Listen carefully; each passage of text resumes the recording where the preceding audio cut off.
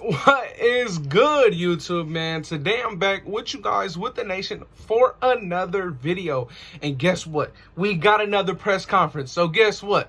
I'm going to be talking about the main points of the press conference that I picked out, that I thought were interesting, that I thought were freaking video worthy. You know what I'm saying? But before I get into today's video, I have to give another huge shout out to the one and only Icy Nate, man, yet again creating today's thumbnail for the channel today.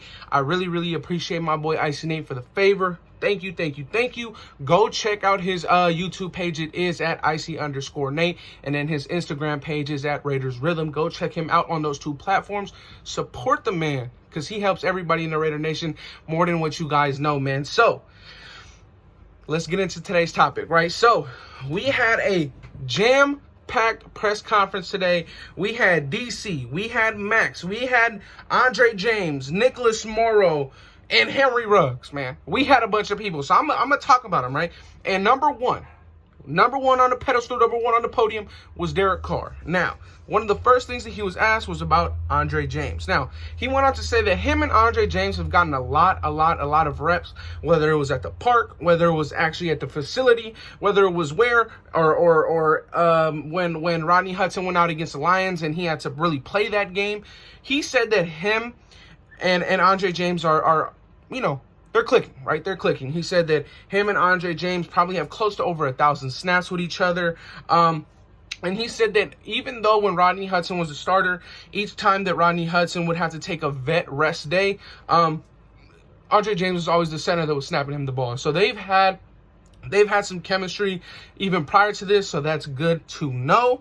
And I like to hear that about your new contract extended center that is young, that is unproven, but he looks like he's heading in the right direction with DC and our offense. Now, he was asked about Gus Bradley. He went on to say that Gus Bradley's presence is felt every single day. He said that Gus Bradley, when he speaks, all 11 players on defense listen.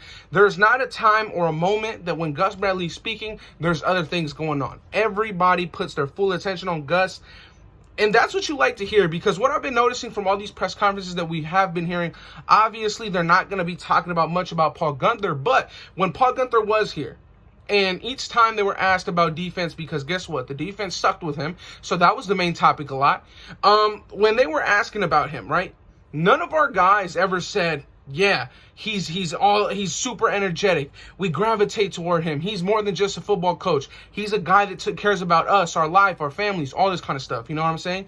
Now, players like to play for a guy like Gus Bradley, and it's very, like, you know, it's kind of relieving to know that we have a guy that's leading our defense that our team actually likes, that our team actually will love to play for. You know, I doubt that Paul Guenther really cared much about our players. You know, I doubt that he really went in there because he was trying to figure things out on his aspect of you know, teaching a defense that he didn't really understand. So I'm excited, man. I mean, Gus Bradley definitely is a good guy.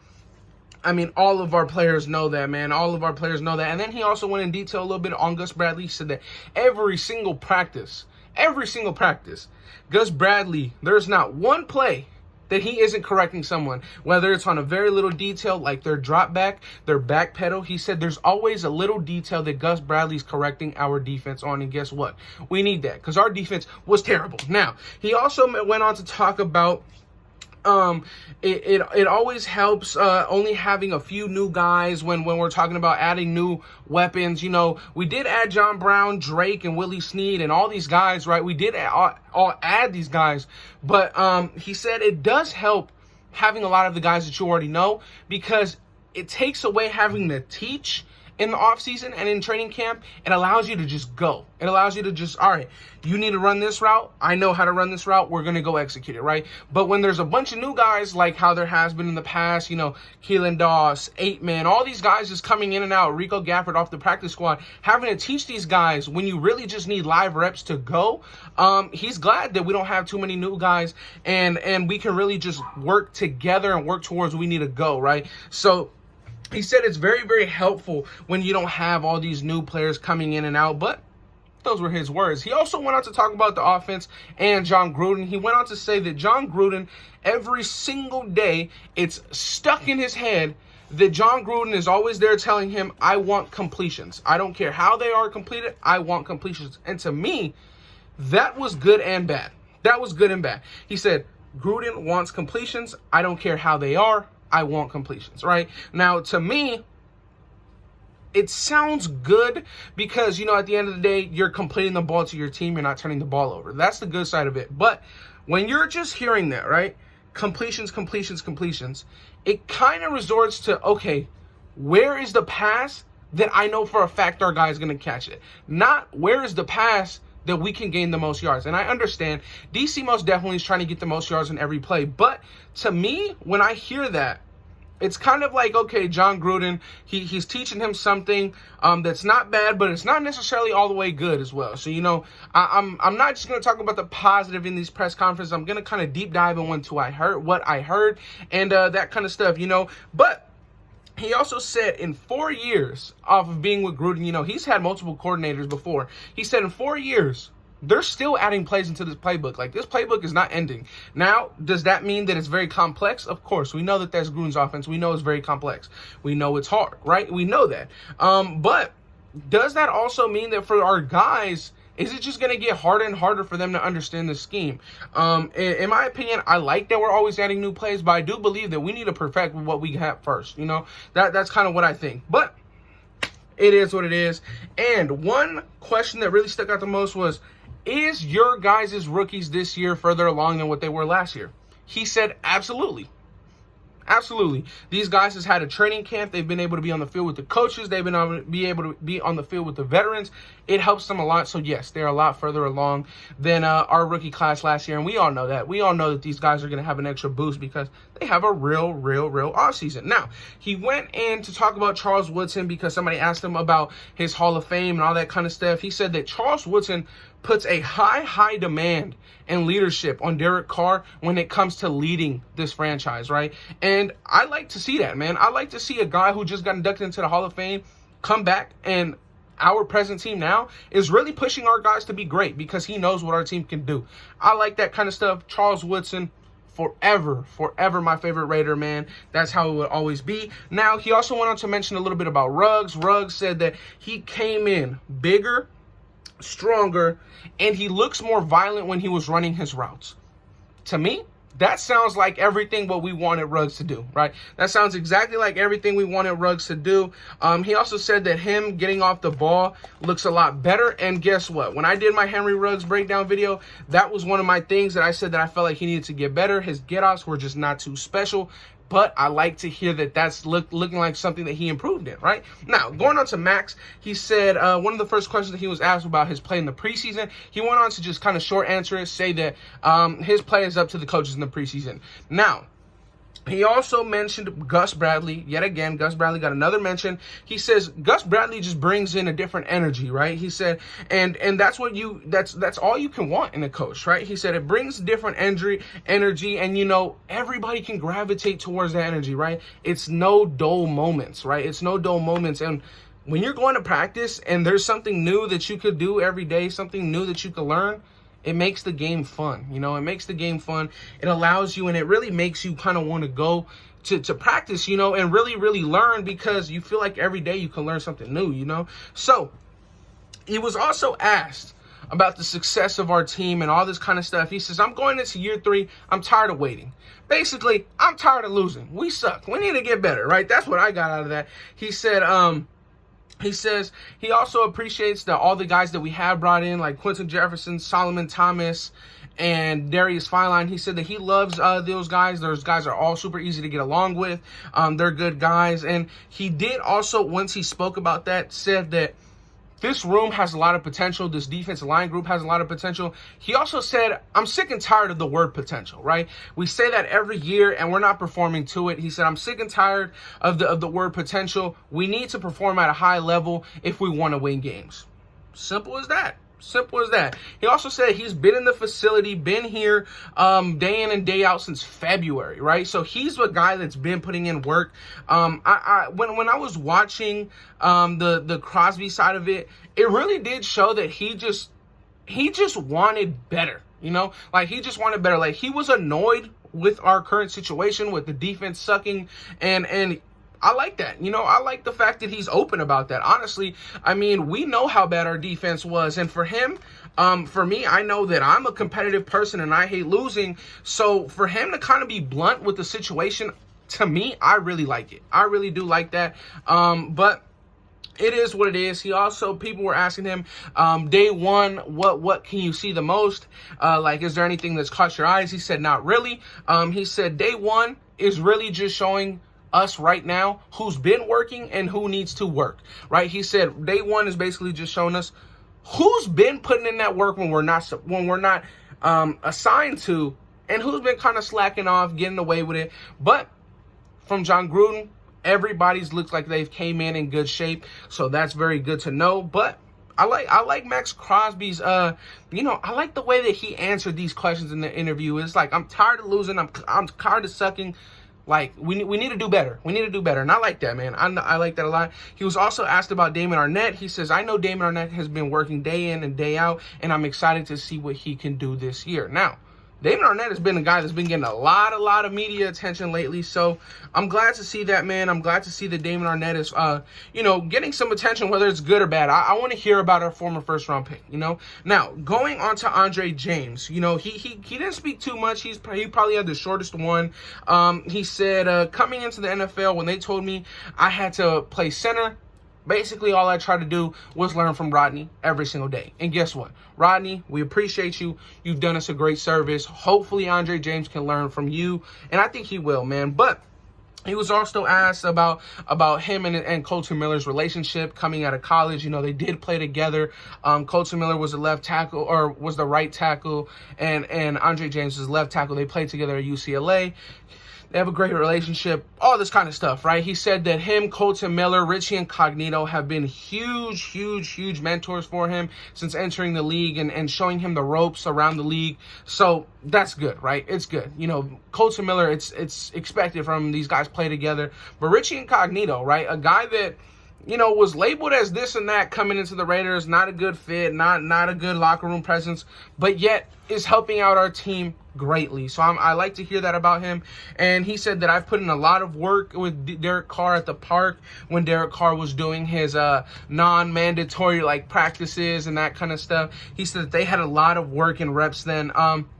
And then he was asked about his contract extension before really becoming even a full-time starter. He went on to mention that he said, it gives me confidence knowing that this franchise has confidence in me. He said, it allows me to come to work every day and play my best, not having to worry, not having to really feel so much pressure on my back, right? And for me, I understand that. To me, a thing is that pressure, in my opinion, is very, very good. Now, maybe he just worded it wrong, but I understand what he's saying. For him going out playing with confidence, yeah, it relieves some pressure off your shoulders, and I understand him. It probably make it, like how he said, it's probably just gonna make it easier knowing that the team has confidence in him to take on this big position that comes to us now that Rodney Hudson has left. So I understand that, but hey, he has to make it. He really has to earn this, right? 4 years extension, that's big. Now, moving on to Henry Ruggs, I really love this interview right here.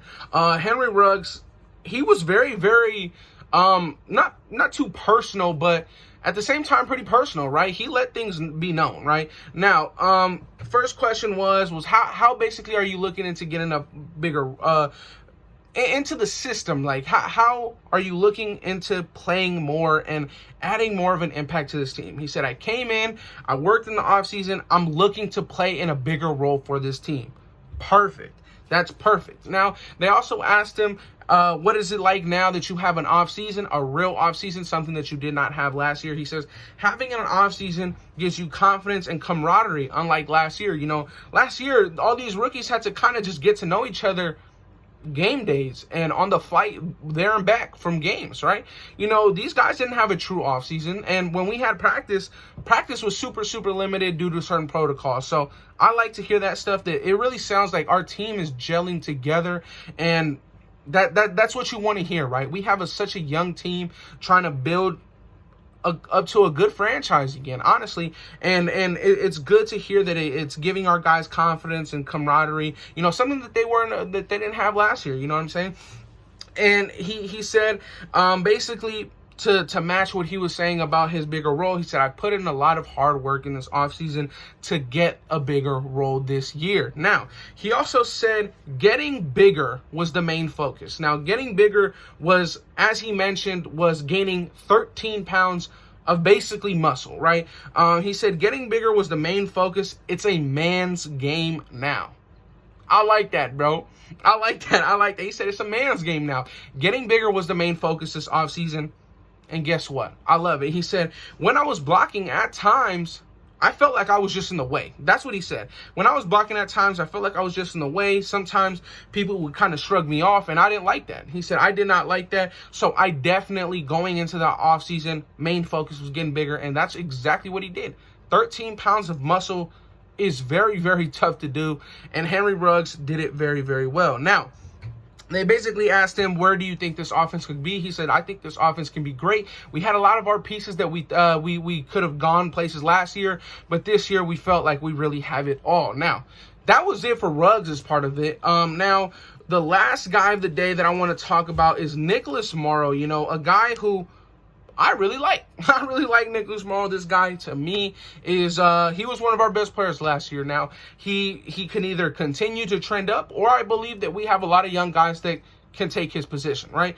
Now, let's go on to Morrow's interview. Yet again, Gus Bradley's name was popped up. He said Bradley's energy is off the charts, and I think the whole defense feeds off of it. That's exactly what you need. I mean, let's be honest. That you look at big energy defenses that's been in this league. Chargers 2017 and 18, the Jack Boys. You got the Legion of Boom 2013 with the Seahawks. You know, energy is almost everything on defense, right? You want to be able to rally together as a team. You want to be able to do that kind of stuff. And when you can feed off of the energy off of a guy, it actually does help a lot. So I love to hear that stuff. He also says, going into this offseason, I understand that I had a good season, but I still need to go out there and earn it and get better every day. Couldn't have said it better, honestly. He couldn't have said it better. You know, he did just get re-signed and all this kind of stuff, but he just said it. I still need to go out there every day, earn it, and get better. Simple as that. He said the bond that he's grown with the players is a big reason why he re-signed, right? He said one of the main points why he resigned was because he feels like this team is going somewhere. He said it's great going to a team that's already built something and you can help make it bigger, but he also said he feels like it's better when you are the person that helps build something new, right? And he said that the bond that he's created with these guys is one of the biggest reasons why he's re-signed here. And I love to hear that about Nicholas Morrow. He also went on to talk about his rookie year with Ken Norton, how it's very, very similar. For those of you guys who don't know, Ken Norton did run a very, very similar system, a single high system. So he knows a little bit of what this system is going by off of his rookie year. But for the most part, he's been playing under Paul Guenther. And with all that being said, honestly, I believe that those are the main talking points of what we heard in today's press conferences. I like what I heard, honestly, from Ruggs. You know, we all know that DC, he's our quarterback. He has to be pretty politically correct, right? I really like Ruggs and Maxx Crosby's interview the most. You know, Ruggs was very blunt about what he needed to improve, and he did it. And Maxx Crosby kind of had that, well, you know what? We sucked, and we need to get better mentality. And honestly, that's exactly what all of us are thinking, right? That's exactly what all of us are thinking. So I really like that Maxx Crosby kind of came out there like, yeah, okay, we need to work. That's what I got of his demeanor when he was doing his press conference. But that is going to conclude today's video, Raider Nation.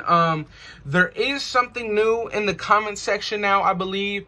Much like when I go live, You know how there's the super chats. I believe now YouTube has a new thing where you can kind of make a super chat in the comment section. I will be replying to all of those who do I believe it's called a super thanks. And basically that's what that is. I believe it's just a comment section super thanks, so it's a video version of a super chat from when you're going live. So there's that in the comment section down below. So if you guys want to do that. If not, I'm gonna mostly reply to most comments anyways, you know. I appreciate y'all for coming in, tuning into this video today. I will be in Vegas this weekend, so expect a live, at least in front of the stadium, and we could walk around the stadium and do stuff like that. I'm definitely trying to go out there, or well, I'm gonna be out there. I'm gonna try and do something for you guys while I'm there though. But that'll be it for today's video, Raider Nation. Like, comment, and subscribe if you're new, and I'm out. Peace.